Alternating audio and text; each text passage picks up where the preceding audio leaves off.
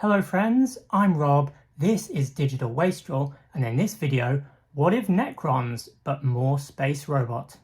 What if Necrons but less space skeleton? What if Necrons but more GRIMDARK? Alright, this video is me making a Necron warrior that looks a bit like this piece of artwork here.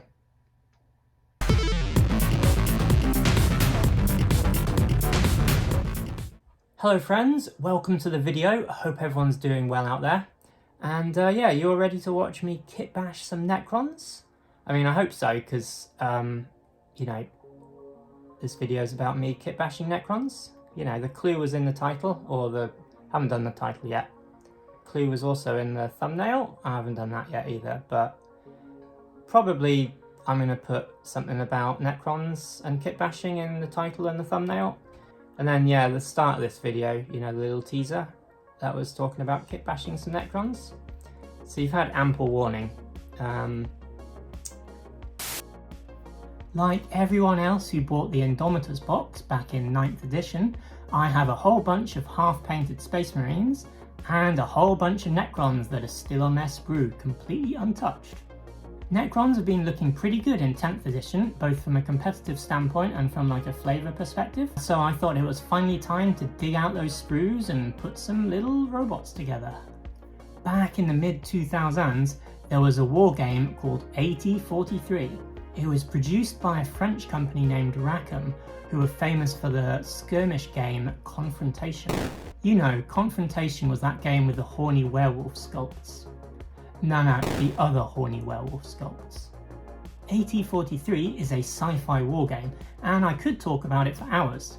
And I may do in a future video if anyone besides me is actually interested in seeing that happen. For now, all you need to know is that one of the main factions in the game were called the Therians. The Therians were a hyper-advanced, entirely digital species that could occasionally download themselves into robotic combat bodies in order to deal with the lesser races that were kicking about the galaxy and getting in their way. They had more than a few aesthetic similarities to Necrons from 40k. The Therians are one of my all-time favourite wargame factions, and the main reason are these cool pieces of art by Adrian Smith. Adrian Smith has also done loads of work in the past for Games Workshop, so I'm sure you're familiar with some of his pieces, if not his name directly. For my Necron project, what I wanted to do is I wanted to take that artwork and inject some Therian flavour into my Necrons. I'm not planning on doing like a one-to-one recreation of these, so I identified a couple of key points that I wanted to capture and get across in my models. Firstly, I wanted to make the faces look a lot more like blank masks and less like cartoon skulls. No offence to any cartoon skulls watching. 2 big spikes on the ends of each shoulder pad would change the silhouette and give them a nice read from tabletop distance. Plenty of pipes, wires and antenna all over the figure to really push the idea that these are robots.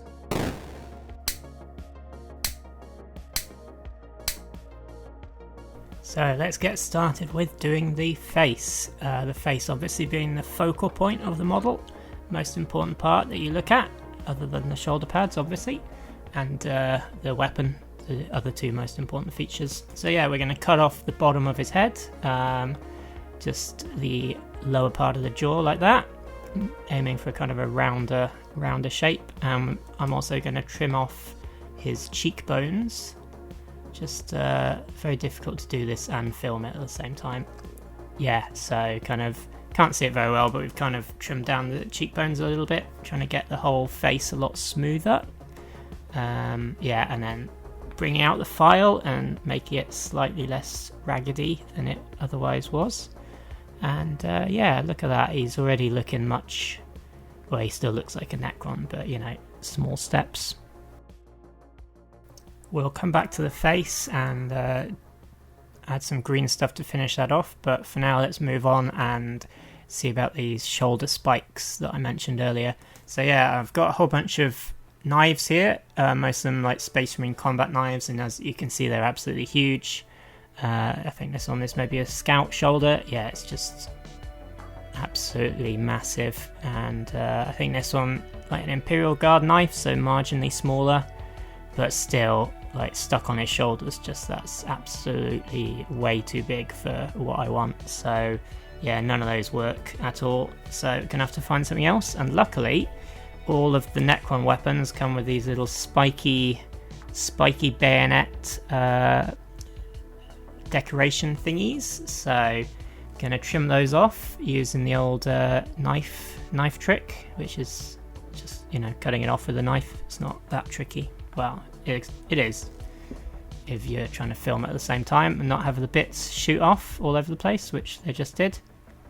Yeah, there you go. It fell on the floor, and oh, there it is. I got it. Can't believe I found it so quickly. Normally looking for hours for these things. There it is. It's my lucky day. And that's lost forever now. That wasn't scripted, that really happened. So yeah, we're gonna file down the rest of these. Yeah, get it all nice and smooth before we glue it on.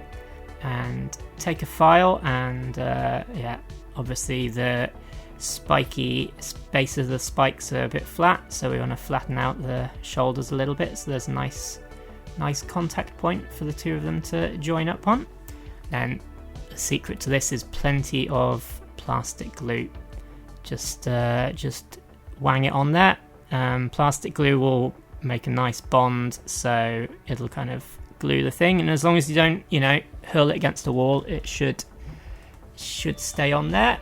And then afterwards I went round with a bit more plastic glue and kind of made the bond between them a lot smoother. But yeah, pretty much just a case of cut off the bayonet parts and stick them on his shoulders. Not too bad, if you ask me. And, you know, you should ask me because I'm the one that's doing this.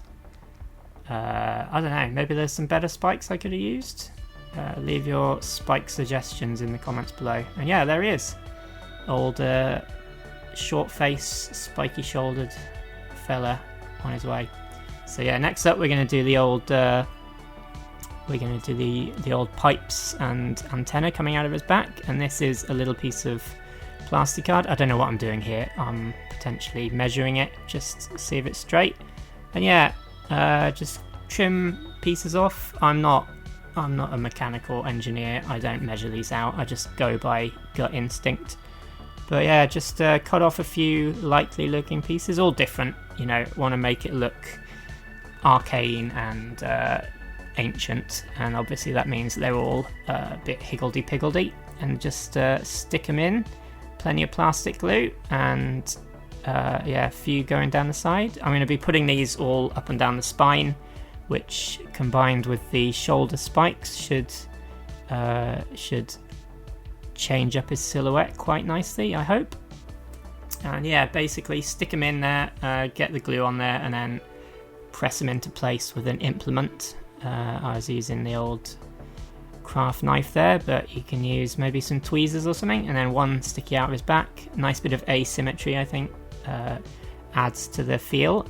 At this point I stuck his arms on properly. He's not in his base yet, and his face is still loose, and now it's time for the green stuff. So yeah, I'm using this Green Stuff World tentacle roller, which is very nice. You can see it's all these textured plates, and yeah, oh, it's very tactile. It's very nice sound when you rub your finger against that. Maybe that's just me. You plug these kind of side bits in, and then you have two of these, and then you can put the green stuff in between them, and it makes like a kind of textured sausage. It's pretty good. And so yeah, we're mixing up some green stuff, or I suppose this is brown stuff. I don't actually know the difference, but I get the brown stuff because I can find it in my shop near to me. So for this next bit I'm going to be using these, I call them clay shapers. On the packet it said colour shapers. They're basically little rubber tools you use for sculpting. And I'm putting lots of water down on my surface to prevent sticking, and then just rolling out a sausage. When it gets thin enough, I do the old two-finger rolling trick to make sure it's nice and thin and even as much as I can. And then adding water to these little tentacle rollers. And I'm not using the side plugs for this because I want it a lot thinner. I'm just kind of freebasing it. I don't know if that's an appropriate way of describing it, but you know, I'm just rolling it out and letting nature guide me. And hopefully they're coming out quite nice. Yeah, you don't want to press too hard because it'll destroy it, but you want to press hard enough that you get the texture. So yeah, I'm doing a few of these, slightly different lengths and slightly different thicknesses, and then once all of the tentacles have been made, we're going to attach them on, using them for cables. And then yeah, we're going to trim off the ends, so we got a nice flat cabley end and not the weird kind of half sculpted sausage that it comes out like. And yeah, I could probably pick these up with like tweezers or something, but I'm using my little goblin claws, and basically I drop the cable onto the model, and then I just kind of gently push it into place using these clay shapers. So it definitely does not stick to the clay shapers, which makes them very good for manipulating stuff. And it's just a case of being really careful not to squeeze too hard. And yeah, just kind of drop it into place and then very carefully prod it into position with the clay shaper. So I basically want to cover this guy in as many cables as I can. I think it'll change up the whole feel of him, and it'll really lean into the whole kind of mechanical robot-y flavour that I'm going for. So we're having a whole bunch of them connecting up and down the spine on the back, and yeah, like running all over. As you can see from the artwork that I showed earlier, there's all kinds of cables on the silhouette and this kind of stuff. So yeah, cables everywhere. Most of these I'm trying to attach to the neck, because I think the neck on the Necrons is very thin and spindly and really reminiscent of a skeleton, and I think having loads of cables and stuff coming out of that will change the feel of the fella quite nicely. And yeah, so this part I'm just going to do a whole bunch of tiny little cables just to thicken up the neck. Leave me a comment down below if you're a fellow cable neck enthusiast. I think that's a pretty neat way of designing. I mean, I was reading comics in the 90s. It's a very 90s comic book way of designing characters now I have a think about it. Old, Image comics, everyone had huge cyborg cable necks. What was that about? And from there, it's just more cables, as many cables as we can get.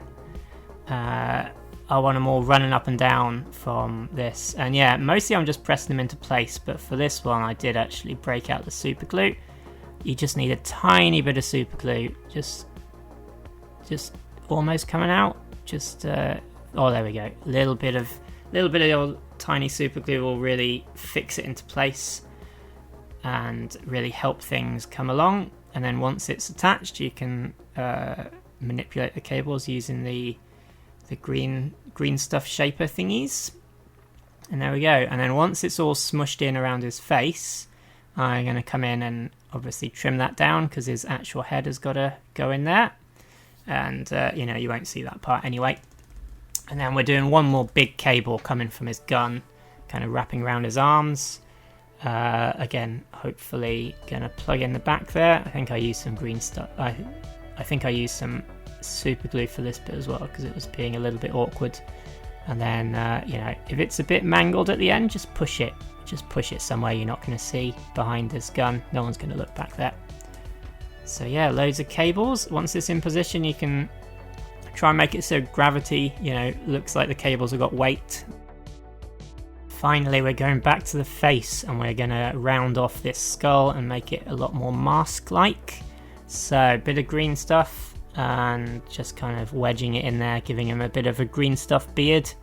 And I like to use the back of my fingernail to kind of get the rough shape and push it in there. Green stuff doesn't really stick to fingernails that well, or maybe just mine.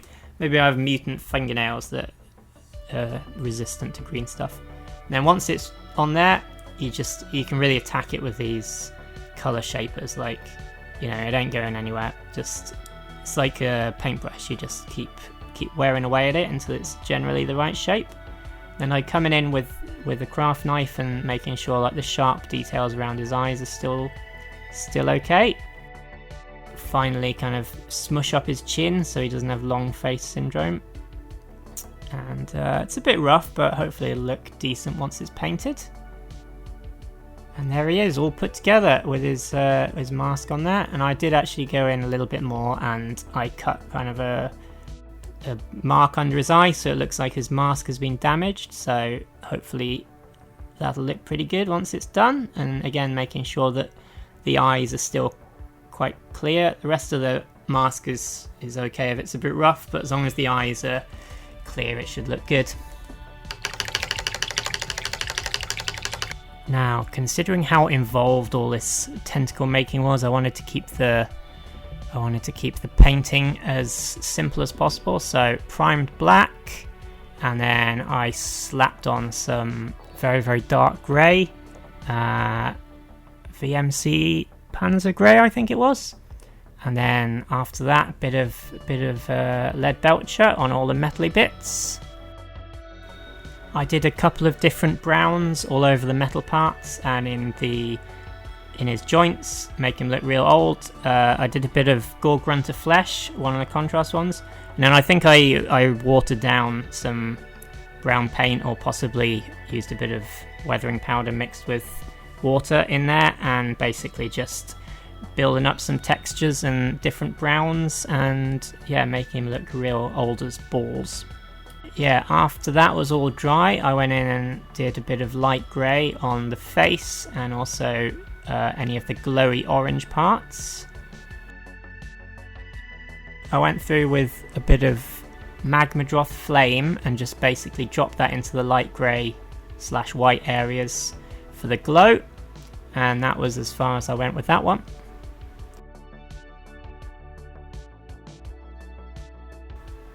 I went in with a bit of Magmadroth Flame mixed with yellow as a highlight, and then tidied that up around the face and anywhere where it spilled over too much.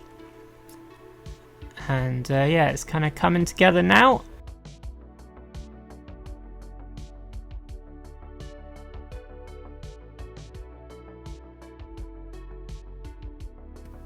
After the figure was done, it was time to base him, and I ended up doing just some basic dry brushing of turquoise, and slightly lighter turquoise over the top. It looks fairly blue when you look at it up close, but compared to how orange and brown the rest of the figure is, from a tabletop distance it contrasts quite nicely, I think, and it doesn't look quite as striking as it does, or quite as unnatural as it does up close.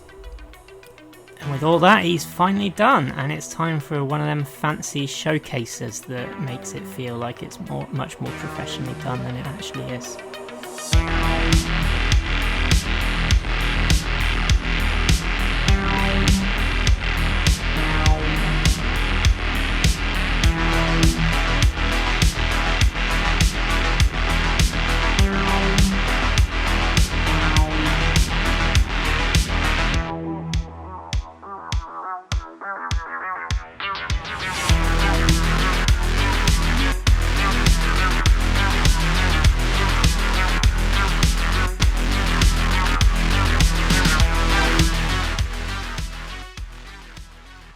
I'm not sure how much I successfully captured the essence of Adrian Smith's artwork, but I have had a few people on the old social medias tell me that this guy reminds them of AT43, so I must be heading in the right direction.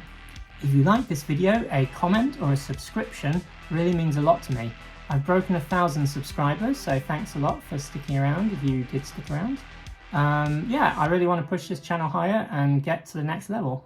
Thanks for watching, and join me again next time when I continue my quest to make videos about out-of-production French wargames, secretly disguised as Warhammer videos. Bye!